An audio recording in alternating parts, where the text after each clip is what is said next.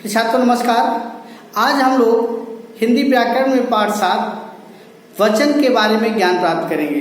फिर छात्रों जैसा कि आप लोगों को पता है कि हिंदी व्याकरण में वचन का अर्थ होता है संख्या, गिनती।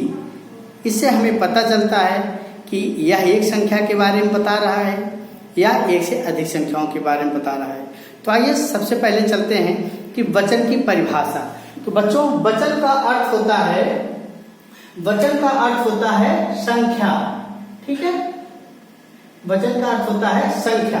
इससे हमें पता चलता है कि यह एक संख्या है या एक से अधिक संख्या है। आइए परिभाषा में, संज्ञा या सर्वनाम शब्दों की संख्या का बोध कराने वाले शब्दों को नंबर मतलब वचन कहते हैं। जैसा कि हमें पता है कि हमें कुछ भी जो भी है अगर उसके संख्या के बारे में हमें बता रहा है तो वह किसके अंतर्गत आता है? वचन के अंतर्गत आता है। ठीक है। अब वचन के भेद, वचन के दो भेद हैं, एक वचन और बहुवचन। आगे बढ़ते हुए वचन की परिभाषा पर चलते हैं कि एक वचन संज्ञा या सर्वनाम की एक संख्या का बोध कराने वाले शब्दों को एक वचन कहते हैं। जैसे छाता, लड़का, खिलौना, सड़क, बस, मेज, तोता आदि ऐसे शब्द आने पर जो हमें एक संख्याओं के बारे में ज्ञान दें या उससे पता चले कि यह एक संख्या है तो वह क्या है? एक वचन।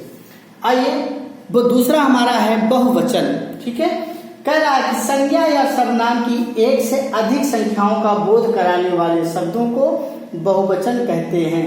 जैसे हमने यहाँ लिखा था छाता, छाते हो गया, लड़का, लड़के, खिलौना, खिलौने, सड़कें, बसें, तोते आदि। ठीक है बेटा, दोनों की परिभाषा में केवल बहुत ही अंतर है। यह कह रहा है कि इसमें एक संख्या का बोध कराता है, इसके अंतर्गत एक संख्या का बोध होता है और इसके अंतर्गत एक से अधिक संख्या का बोध होता है। इतना ही अंतर है, बाकी दोनों की इस परिभाषाएं सेम है। तो आगे बढ़ते हुए चलते हैं कि तो बच्चों आगे बढ़ते हुए कि एक वचन से बहुवचन बनाने का कुछ नियम होता है। ठीक है, तो पहला दिया गया है बड़ा आ का ए बनाना कैसे एक वचन से बहुवचन बनाएंगे। ठीक है, तो अब अगर बड़ा आ के स्थान पर हम ए का प्रयोग करते हैं तो वह बहुवचन हो जाएगा। जैसे लड़का बड़ा आ रहा है, लड़के ए का प्रयोग किया, यह बहुवचन के अंतर्गत हो गया। कमरा, कमरे, कपड़ा, कपड़े आदि ऐसे शब्द एक वचन से बड़ा आ के स्थान पर ए लगाने पर एक वचन को हम बहुवचन बना सकते हैं। आगे बढ़ते हुए दूसरे, तो बच्चों इसी प्रकार आगे बढ़ते हुए छोटा आ का दूसरा नियम है। छोटा आ का ए बनाने के लिए ए लगाने पर एक वचन का बहुवचन कैसे होगा? तो जैसे पुस्तक, छोटा लगा क्योंकि व्यंजन के साथ जुड़ा होता है। पुस्तक, पुस्तकें, रात, रातें, याद, यादें। ए आदि लगाने पर अगर छोटे आ के स्थान पर हम ए का प्रयोग करते हैं तो वह एक वचन से बहुवचन हो जाएगा। बच्चों तीसरा नियम कि बड़ा आ का ए बनाने पर एक वचन बहुवचन कैसे बनेगा? जैसे माला, बड़ा आया, मालाएं ए का प्रयोग किया हमने। कविता, कविताएं, लता, लताएं आदि ऐसे शब्द एक वचन से बहुवचन बनाए। चौथा नियम है, चौथे नियम में छोटी या बड़ी ई का अगर हम लास्ट में इया का कर देते हैं तो एक वचन से कैसे बहुवचन बनेगा? तो तिथि, तिथियां, गाड़ी, गाड़ियां आदि ऐसे शब्द हैं जो उनको हम एक वचन से बहुवचन बना देते हैं। दूसरा नियम, पांचवा नियम है छोटे ऊ या बड़े ऊ का ए करके हम कैसे एक वचन से बहुवचन बनाते हैं। वस्त्र, वस्तुएं, वधु, वधुएं।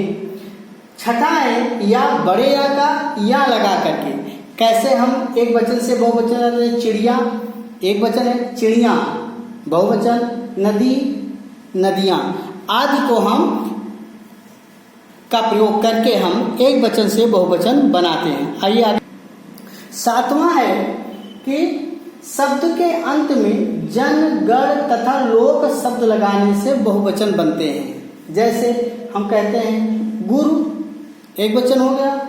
अब बहुवचन में प्रयोग करें तो गुरु जन, जन शब्द हमने लगा दिया, ठीक है। प्रजा, प्रजा जन। अध्यापक, गण शब्द का प्रयोग है, अध्यापक गण। कवि, कविगण, ठीक है। आज ऐसे शब्द जो है, अमीर, एक शब्द आया अमीर, अमीर, अमीर लोग, लोग लगा दिया तो यार बहुवचन हो गया, ठीक है। तो ऐसे भी इन शब्दों का भी प्रयोग जन, गण तथा लोक शब्द लगाने पर भी हम एक वचन को बहुवचन बना सकते हैं। आइए बच्चों, कुछ आपको नियम बताते चलते हैं कि जो हम अपने दैनिक जीवन में बोलचाल की भाषा में हम जिन शब्दों का प्रयोग करते हैं वो सदा एक वचन होते हैं या बहुवचन होते हैं। इस पर थोड़ा सा हम लोग एक नियम के बारे में जानेंगे तो बड़ी आसानी होगी कि हम बड़ी आसानी से इन शब्दों की पहचान कर पाएंगे। या लिंग के अंतर्गत आएगा या लिंग जो है मतलब बहुवचन के अंतर्गत आएगा या एक वचन के अंतर्गत आएगा। तो आइए आगे बच्चों आगे चलते हैं कि किसी को सम्मान, बड़प्पन, अभिमान या अधिकार प्रकट करने के लिए एक वचन के स्थान पर बहुवचन का प्रयोग किया जाता है। कुछ मतलब जैसे भी किसी के लिए सम्मान दिखाना हो, अभिमान दिखाना हो, बड़प्पन दिखाना हो, अपना अधिकार बताना हो, ऐसे शब्द का जब हम प्रयोग करते हैं तो वह सदा बहुवचन के अंतर्गत आएगा।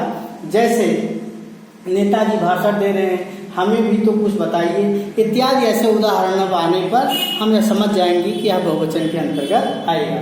दूसरे नियम चलते हैं, कुछ शब्द सदा बहुवचन में ही प्रयोग किए जाते हैं। कुछ ऐसे शब्द होते हैं जिन्हों हरदम जो है वह बहुवचन में ही प्रयोग करते हैं। जैसे हस्ताक्षर हुआ, बाल हुआ, होश हुआ, आंसू हुआ, इसके बाल सफेद हो गए, तुमने हस्ताक्षर नहीं किए, आदि ऐसे शब्द आए। तो यह शब्द जो है सर्वथा बहुवचन में ही प्रयोग किए जाते हैं।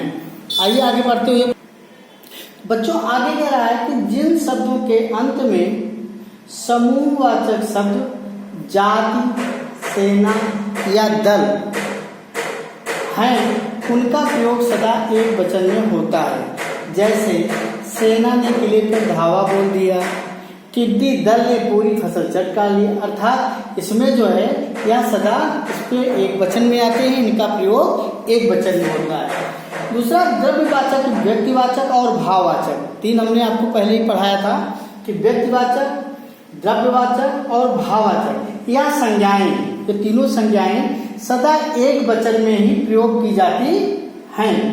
जैसे चांदी सस्ती हो गई है, ठीक है, सवाना नित्य सीखती है, क्रोध मनुष्य का शत्रु है, सेना ने किले पर धावा बोल दिया, यह सब जो है यह एक वचन के अंतर्गत आएगा। फिर बच्चों कुछ विशेष बातें बतानी है कि कुछ शब्द सदा एक वचन में प्रयुक्त होते हैं। कुछ शब्द जैसे आगे हमने पढ़ाया था कि कुछ शब्द बहुवचन में ही प्रयोग होते हैं, उसी प्रकार कुछ शब्द हमारे दैनिक जीवन में जो बोलचाल की भाषा में हम प्रयोग करते हैं वह सदा एक वचन के अंतर्गत आएगा।